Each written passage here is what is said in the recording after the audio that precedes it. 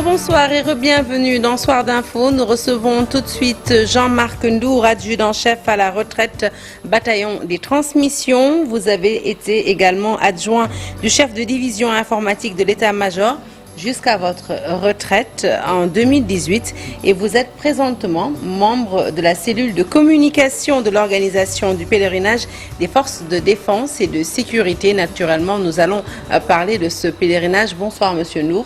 Bonsoir Sarah, comment allez-vous? Je vais très bien, et vous? Merci beaucoup et très grand merci pour cette invitation. Merci à la TFM pour cette occasion que vous nous donnez.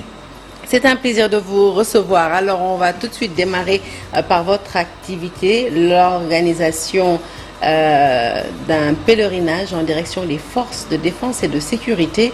Pourquoi un pèlerinage pour les FDS? Voilà, justement, donc l'initiative vient de l'ICRES, donc une organisation de la douane, une organisation catholique de la douane qui a voulu,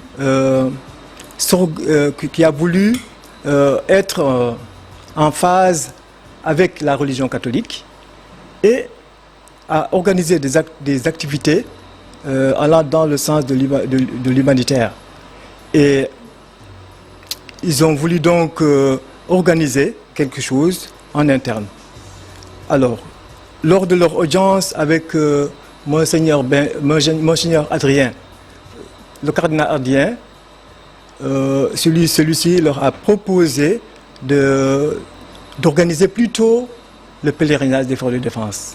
Et ainsi, ils sont allés rencontrer le Monseigneur Benjamin Ndiaye, qui leur a autorisé à organiser ce pèlerinage. Alors, si je vous entends bien, ce n'est donc pas la première édition. Vous avez déjà eu à organiser le pèlerinage des forces de défense et de sécurité. Oui.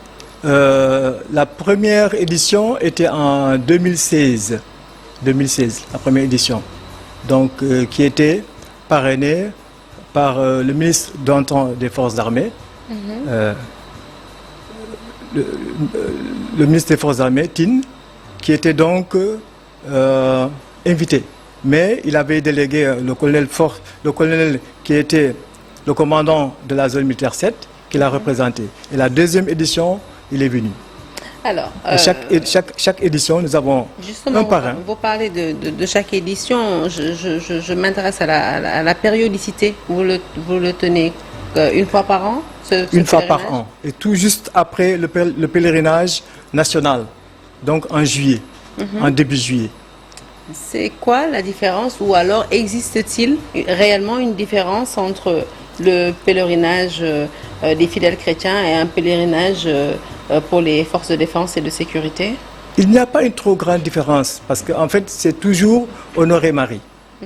Alors, Marie est toujours au cœur de ce pèlerinage. Mais les forces de défense et de sécurité ont voulu travailler, honorer davantage Marie en se rassemblant et en priant pour une cohésion nationale. Très souvent, si vous remarquez, les thèmes qui sont choisis chaque année tournent autour de la paix, autour de l'amour, autour de la cohésion. Alors, c'est une bonne transition justement pour parler de l'agenda qui nous attend, qui attend ces forces de défense et de sécurité les 5, 6 et 7 juillet prochains lors du pèlerinage. Qu'est-ce qu'il y aura au programme? Voilà, au programme, d'abord, c'est un tridium marial. Je parlerai de tridium marial. Vendredi, samedi et dimanche. Le vendredi, donc, c'est le comité d'organisation qui va pour accueillir les différentes délégations. Et le samedi matin, après le petit déjeuner, il y a le chemin de croix. Le chemin de croix de Guéréo à Popenguine. Alors, le chemin de croix, nous allons vers Guéréo, où les villageois nous attendent. Nous rencontrons les villageois, les autorités, et nous familiarisons avec eux. Et à partir de là-bas, il y a un pèlerinage, un chemin de croix qui va de Guéréo à Popenguine en longeant la côte, donc entre les montagnes, et on arrive à Popenguine avec une prière. On arrive à Popenguine avec une prière, en respectant donc les 14 stations. Et ça, c'est le samedi. Et ça, c'est le samedi. Et le dimanche? Le samedi à partir de 9 h. Mais le samedi aussi, il y a des activités paramilitaires, des activités sociales, telles que le reboisement, tout autour de la grotte. Hein. Il y a aussi les consultations gratuites. Et le don de médicaments. Voilà, il y a plein de choses qui se font. Donc c'est la face invisible de l'iceberg. Donc il y a plein de choses qui se font, à part le pèlerinage proprement dit. Alors, on sait que les forces de défense et de sécurité catholiques disposent d'un aumônier. Oui. Déjà, pour ceux qui nous regardent et qui ne savent pas ce qu'est un aumônier, est-ce que vous pouvez leur expliquer quel est le rôle de cet aumônier, et puis un religieux pour faire ou dire quoi à des militaires, entre autres? Oui, alors c'est une charpente en fait. À la tête, nous avons Monseigneur Martin Boucartine, qui est l'évêque aumônier, et il est secondé par un aumônier national, abbé Joseph Bahoum. Il est lui aussi, il a ses collègues qui l'accompagnent au niveau diocésain. Dans chaque diocèse, nous avons un aumônier diocésain. Et ces aumôniers diocésains ont des collaborateurs aussi qui sont organisés en communauté ecclésiale de base. Ce qui fait que quand on organise ce pèlerinage, au niveau du bureau, les informations sont en temps réel. Les gens ils reçoivent les informations et ils s'organisent davantage. Et au niveau des diocèses, ils viennent en délégation. Ils viennent tous en délégation. Voilà, accompagnés de leur aumônier diocésain. Alors, vous-même, vous êtes militaire à la retraite, et membre des forces de défense et de sécurité catholiques. Vous avez accompli ce pèlerinage, j'imagine, plusieurs fois. Est-ce que vous pouvez nous parler de votre expérience personnelle et surtout des bienfaits spirituels et moraux de ce pèlerinage pour les FDS? En fait, c'est une démarche de foi. C'est une démarche de foi. Quand on parle de Marie, on parle de la mère de Jésus-Christ. Alors, le mystère joyeux, le deuxième mystère joyeux, la visitation. Donc, Marie qui a été visitée, Marie qui a visité sa cousine. Donc, Marie qui est généreuse. Nous voulons montrer cette générosité des forces de défense et de sécurité. Mais nous disons aussi qu'il n'y a pas plus grande intercesseuse que Marie. Parce que Saint Louis-Marie de Montfort disait le chemin le plus court pour mener à son fils, pour mener à Jésus, c'est Marie. Pour toucher le cœur de Marie, pour toucher le cœur de Jésus, on peut facilement passer par Marie. Vous voyez, non? Donc nous nous organisons pour essayer d'aller en communion, prier, partager le repas, familiariser, rencontres spirituelles et humaines.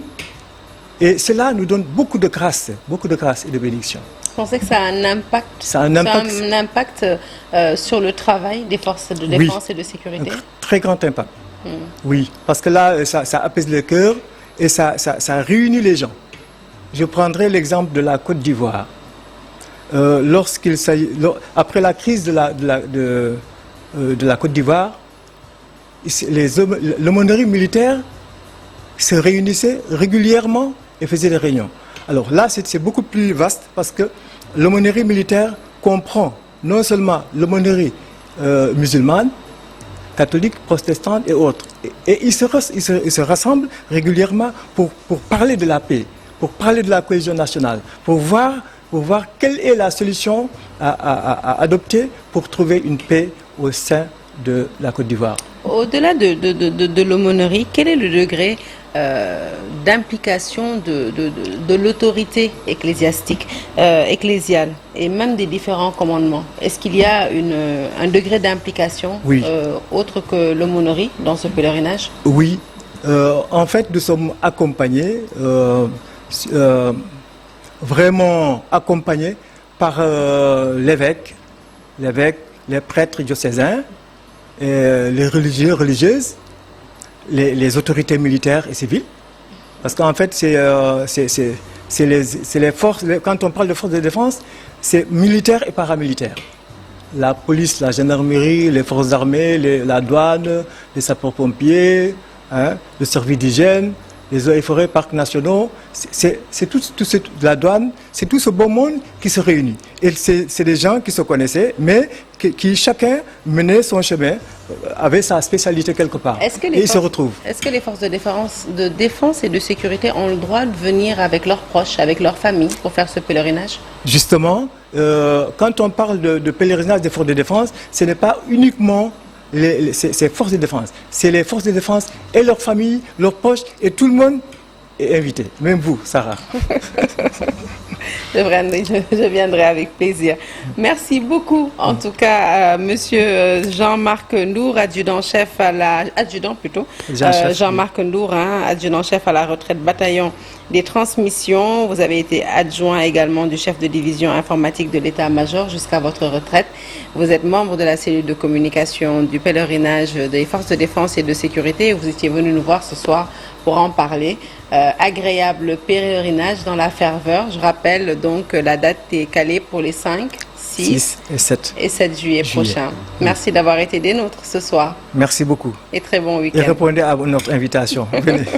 Merci beaucoup. Que Dieu vous bénisse et bénisse ce service. Amen. Merci. Amen. Merci à tous ceux qui ont suivi ce journal, puis Soir d'info. Excellente suite de programme en notre compagnie et surtout, bon début de week-end à toutes et à tous.